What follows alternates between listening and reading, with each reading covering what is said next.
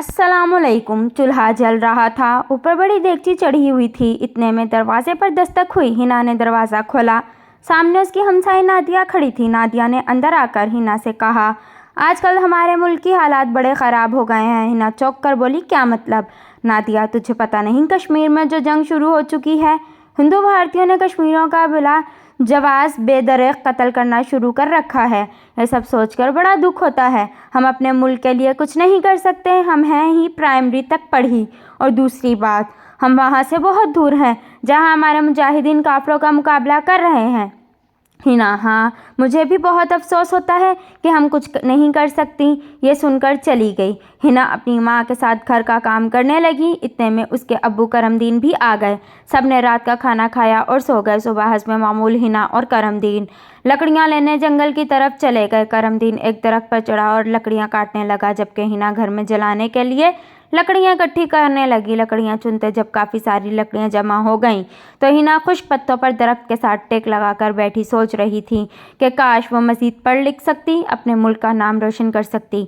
इतने में करमदीन लकड़ियाँ छकड़े पर लाद कर मंडी बेचने चला गया। हिना वहीं बैठी रही। अचानक उसे पत्तों की सरसराहट की आवाज़ अपने अकब से आई। उसने गौर न किया, लेकिन थोड़ी देर बाद उसे अपने पीछे से किसी की आवाज़ आई, मैं मुसाफिर हूँ, मेरे पीछे डाकू लगे हैं, मेरी मदद करो। हिना ने पीछे मुड़कर देखा तो एक सेहतमंद नौजवान खड़ा था। हिना ने सोचा, मुसाफिर है, चलो मदद कर देते हैं। उसे कहा, मेरे पीछे आओ, और वो शख्स उसके पीछे चल दिया। हिना उसको घर ले गई। करमदीन घर आ चुका था। हिना ने करमदीन को सूरत हाल से आगाह कर दिया और उस शख्स को अपने कच्चे मकान का पिछला कमरा दे दिया। करमदीन ने इसका नाम पूछा तो उसने सुल्तान अहमद बताया और कहने लगा, दरअसल मैं लाहौर से आया हूँ। मैं बस से उतर कर एक सड़क से गुजर रहा था तो डाकुओं ने मुझे लूट लिया और मेरे पैसे वगैरह भी ले लिया। अब वो मुझे मारना चाहते थे। अब अगर कोई शख्स उधर आया तो मेहरबानी करके इसे मेरा मत बताना, वो डाकुओं का मैनेजर भी हो सकता है।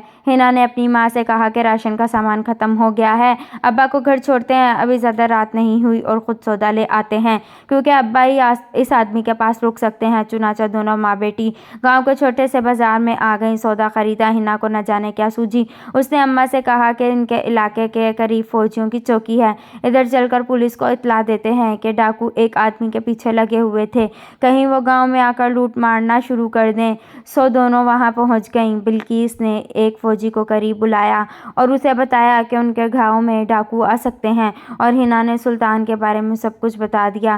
खैर, वो दोनों वापस आईं और सौदा रसोई में रखा। तब करमदीन ने हिना से राज़दाराना अंदाज में कहा, मुझे ये सुल्तान कोई डाकू लगता है। मैं जब चाय देने के लिए उसके कमरे में गया तो चारपाई पर बैठा हुआ था, दरवाजे की तरफ उसकी कमर थी, उसके हाथ में बहुत बड़ा चाकू था। हिना भी कुछ परेशान हो गई। अगली सुबह हिना को अपने घर के बाहर किसी के बोलने की आवाज़ें सुनाई दी। दरवाजे पर दस्तक हुई। हिना ने दरवाज़ा खोला। 3-4 फौजी अंदर दाखिल हुए। उनमें से एक ने पूछा कि जो मुसाफिर उनके घर आया वो किधर है। हिना ने बताया कि पिछले कमरे में है। सब वहां पहुंच गए। फौजी ने कमरे में दाखिल होते ही सुल्तान के माथे पर गन रखते हुए कहा, तुम ज़ेरे हिरासत हो, फरार होने की कोशिश मत करना, और साथ ही सुल्तान के हाथों में हथकड़ियाँ लगा दी। फौजी करमदीन को भी साथ ले गए। हिना और बिल्किस बहुत परेशान हुई।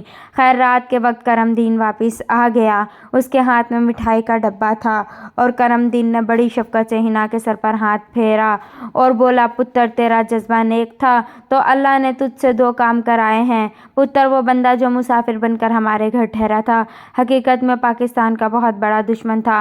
वह हिंदू और भारतीय जासूस था जिसकी तलाश में हमारी इंटेलिजेंस और फोर्स कब से भटक रही थी। आखिर तुमने वो जासूस और गद्दार उनके हत्थे चढ़ा ही दिया। ये सुनकर हिना की आंखों से आंसू बहने लगे। वो अल्लाह का शुक्र